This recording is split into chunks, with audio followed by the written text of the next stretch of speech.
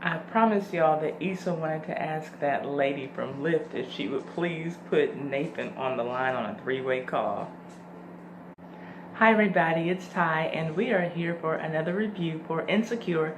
This time it's season 3, episode 6. The episode was called Ready Like.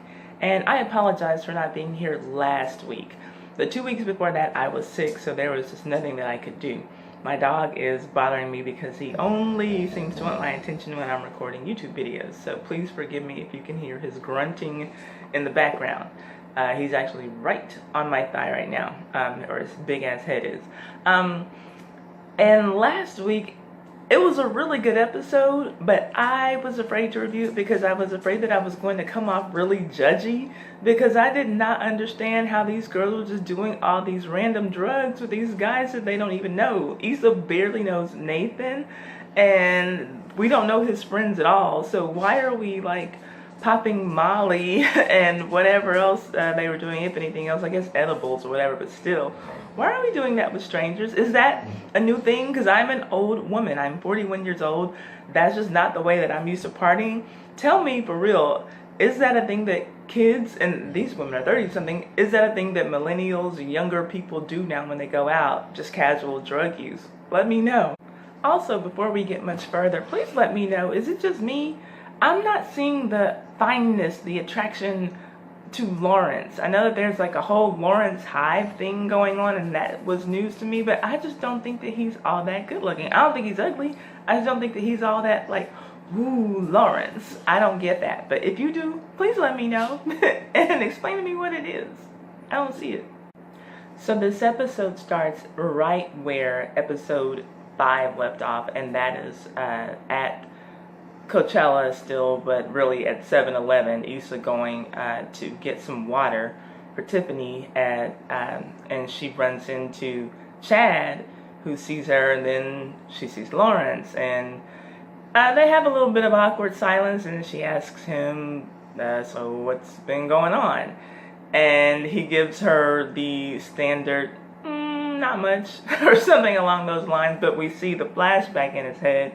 He's been doing well at work, and he has been screwing everybody under the sun, and got himself a little bit of chlamydia too. And meanwhile, Chad had his bachelor party and had sex with a couple of strippers, and ended up losing his fiance in the process. So that gets us caught up with those two. And then a little bit later, we see Lawrence making his awkward phone calls to the ladies who he has had sexual encounters with, to let them know, well, hey, girl, I know it's been a minute since we talked, but probably want to go to the doctor because I might have given you chlamydia. Sorry about that. But he gets to that last call, and he's letting her know that she might need to get checked out, and she's like, we never had sex. You can't keep up with who you've been having sex with? You're the worst. And I agree, he is. Then we see Issa at the City of Inglewood permit office, trying to get her permits so she can plan her Coachella event. And the lady who's helping her, she seems like she's being really rude, but in my opinion, she was trying to be helpful, I guess in the most concise way that she could. Now, she did seem rude, and she seemed like the typical city employee, especially in the permit department, because that's actually something that I deal with the kind of work that I do in construction management. And I mean, literally, when I was dealing with the city of Houston, all but one of those women was just completely rude. And so that made me laugh. That just gave me a chuckle. But I do feel like she was trying to be like, well, girl, just kind of in a rude way, telling her that this is going to be a waste of your time and your money because nobody's going to show up to this stuff. But I think that also hearing her talk about, all the permits that she's going to need and all this stuff she's going to have to do, it made Issa kind of rethink, oh, maybe I haven't thought this all the way through. Because Issa's thinking she can just put this on in a couple of months. Like, girl, you got at least a year's worth of planning to do for an event that, the magnitude that you're trying to put on. So we'll see what happens with that if Issa gets her Coachella or, whatever the hell she's going to call it. And What did you all make? But we see when Issa leaves out, though, that Nathan was in the hall waiting for her. And he's like, oh, well, girl, don't let her discourage you. It's just a couple of forms.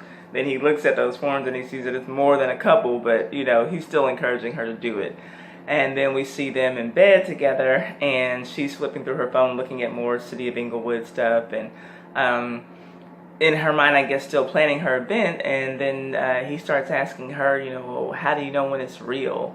And, they just kind of get into this deep conversation about what they are, I guess, and where they're going. And I didn't know what to make of that conversation. Tell me what y'all thought of that, especially with Nathan getting ghosted, by the end of the episode. I really don't know what to make of that.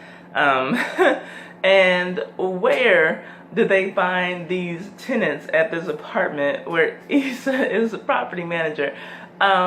Is there anyone normal who lives there? Because we know the other girl, I can't remember her name, but the one who's got the squirrels mating and bed bugs, and she doesn't fuck with ghosts. We know that. That was a really funny scene from last week when he says, like, I'm not here, boo, I'm a ghost. And that shit was funny. But anyway, now we have the man who's not cleaning up after his dog that he doesn't have, although there is barking coming from his apartment. Like, for real, where do they find these people?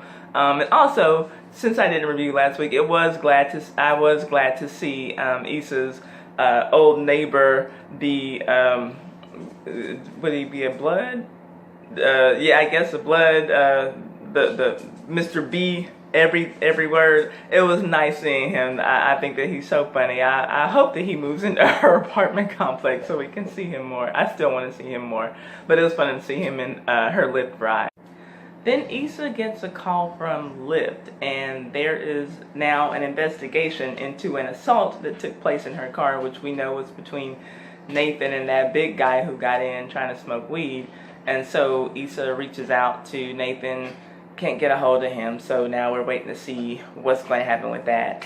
And then Andrew, we know earlier was we got text from Issa to Molly about Andrew wanting to bring her jacket, and so he does bring her the jacket. And he also looks like he's had it dry cleaned too, maybe, because it looked really pressed and ready to go.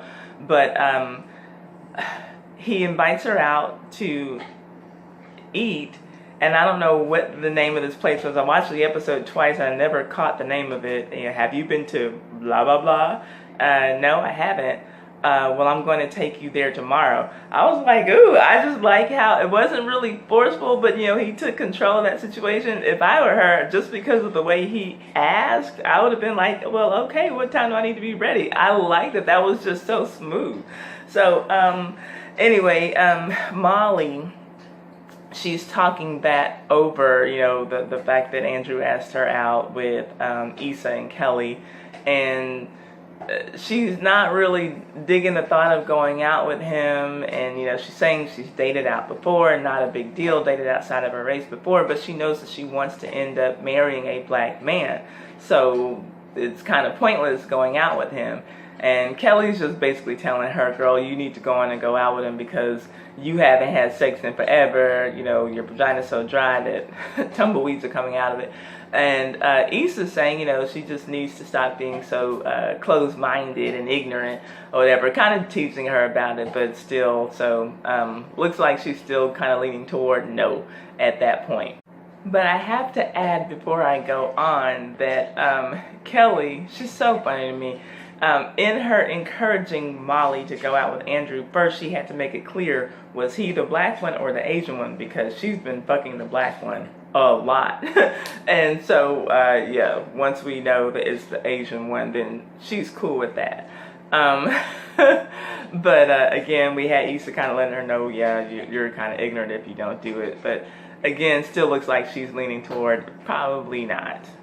Question to you all, do you all think that Issa is putting this thing with Andrew and Molly in here as kind of like a clapback to all of the flack that she got from the comment in her book that people decided to like take that one little or two little sentences out about successful black women dating Asian men?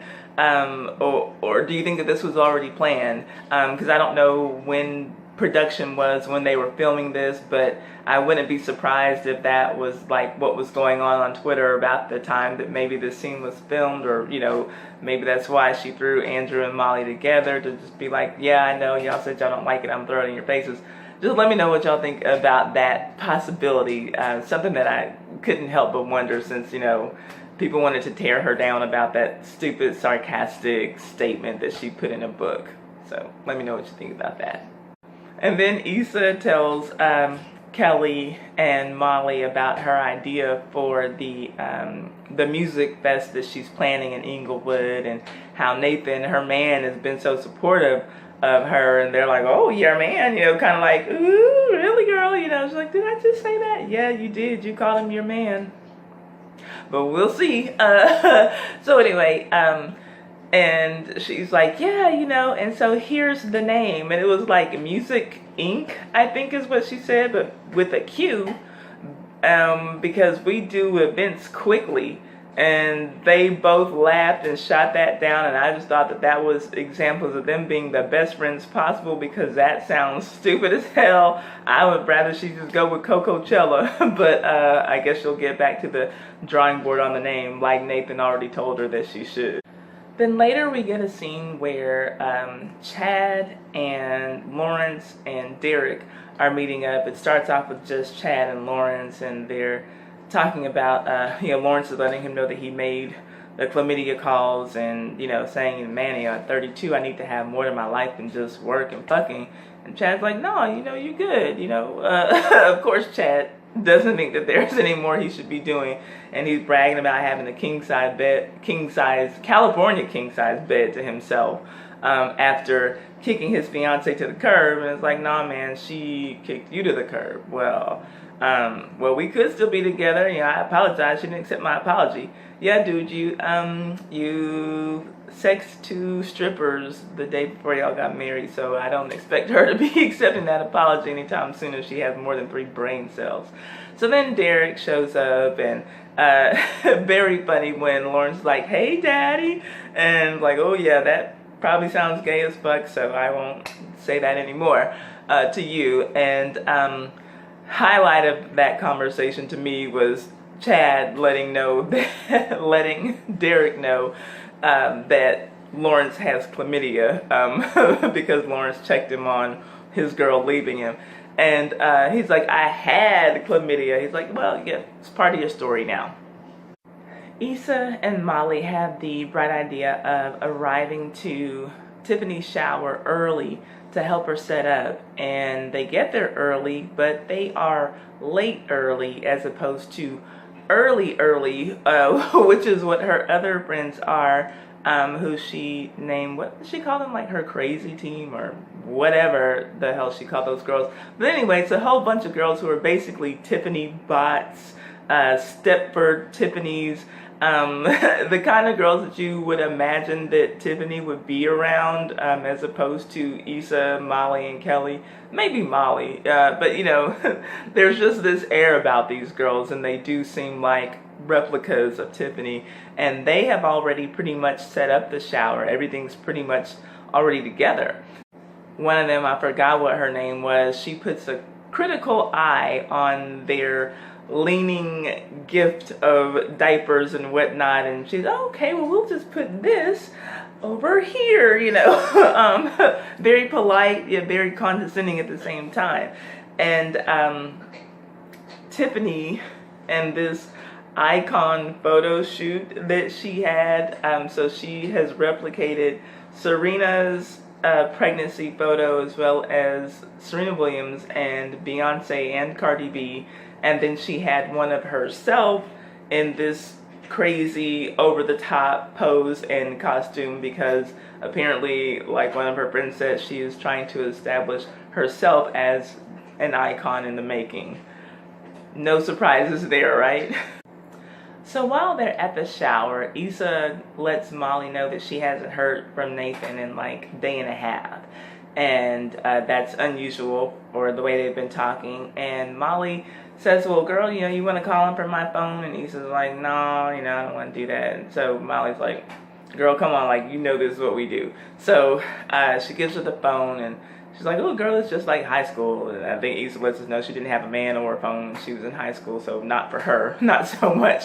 But anyway, Molly dials the number, and I was really glad that Nathan didn't answer. I don't know, it sounds like it's not necessarily he's just avoiding her. I don't know what the hell is going on, Nathan. I really don't know what to think. I still am with the opinion that he learned his barbering skills in prison, and maybe he's an ex-con, but that still doesn't explain why he wouldn't answer the phone for Issa, but whatever. And he doesn't have his voicemail set up. Annoying, right? And then Issa sees Lawrence there, and she goes over to talk to him. He's standing next to Dre when both of the girls see them, and Issa says she's going to go and speak to him, and Molly's like, Dre. I said Dre. I meant Dro. And so she's like, I'm going to go and speak to Lawrence, and Molly's like, don't do that because then I'm going to have to speak to Dro. She's like, no, you don't. So anyway, she goes over there. Issa goes over there to speak to Lawrence, and they have an easy conversation.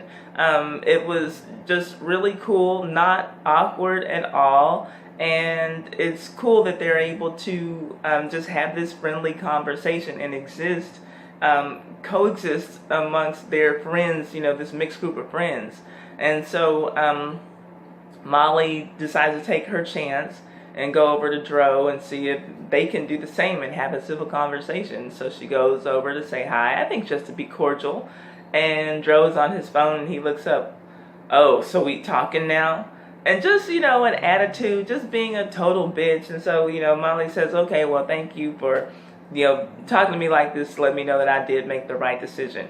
Molly, unless you end up pregnant or with an STD, please let this be your last interaction with him, because like you said, he showed you that you made the right decision. So let this go, please, please.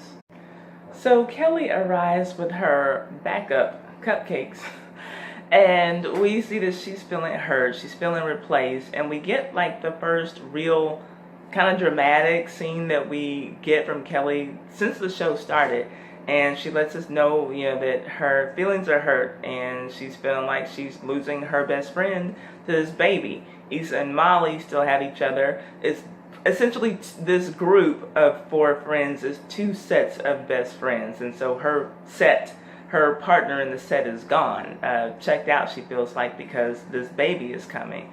And Tiffany comes out and gets in their conversation, and they're like, why didn't you tell us, about this planning committee? Why didn't you let us do this? And she's like, basically I waited for you all to offer to throw me a shower, and nobody did.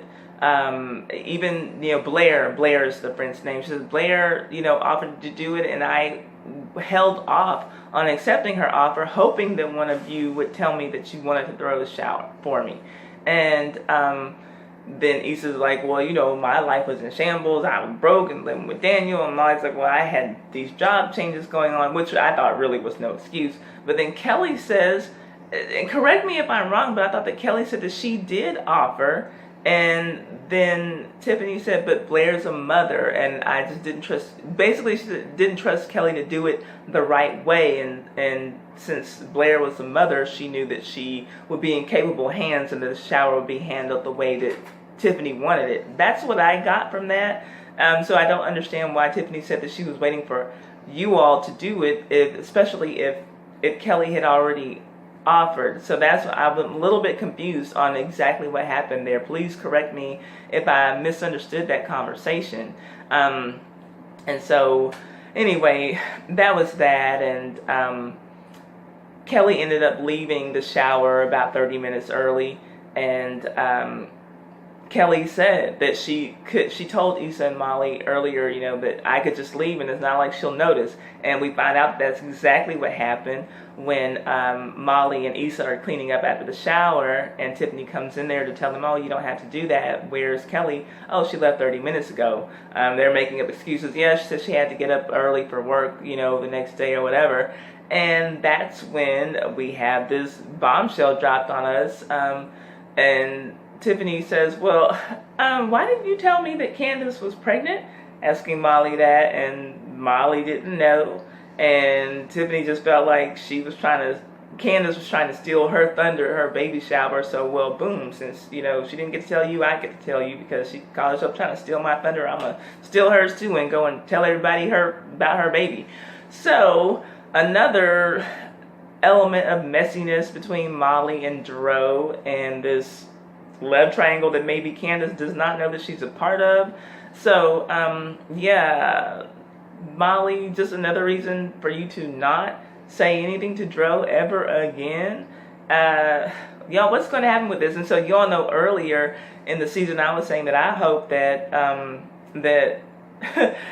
that Molly gets her ass beat by Dro's wife. I wanted to see them get into a physical altercation, but since she's pregnant now, I guess that's not going to happen, and I would not want to see a pregnant lady get into an altercation, a physical altercation. So I'm still wondering how this is going to come to a head, because I don't know and I don't believe that Candace knows about Molly and Dro being in a sexual relationship. So Molly goes on and accepts Andrew's date invite. So we'll see where that goes, hopefully next week. And then Lyft calls Issa to let her know that the investigation has been closed. And so she says, oh, okay, and they let her know that they were able to talk to Nathan, whatever his last name is.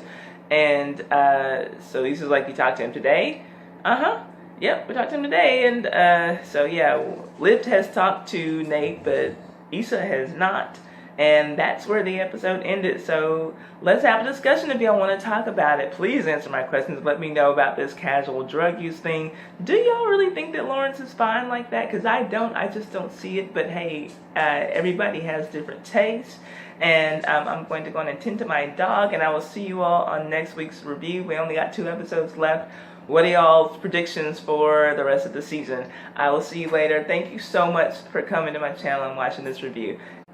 But thank you for stopping by and checking out my review. And please, I'm guessing that it's mostly going to be black women watching this review. Check out my new playlist. New playlist, older videos, but videos that have gotten some good traction for me on my channel here. The playlist is called Watch Out Black Women. Check it out and let me know what you think about those videos. And I will see you next week. Thank you. Bye-bye.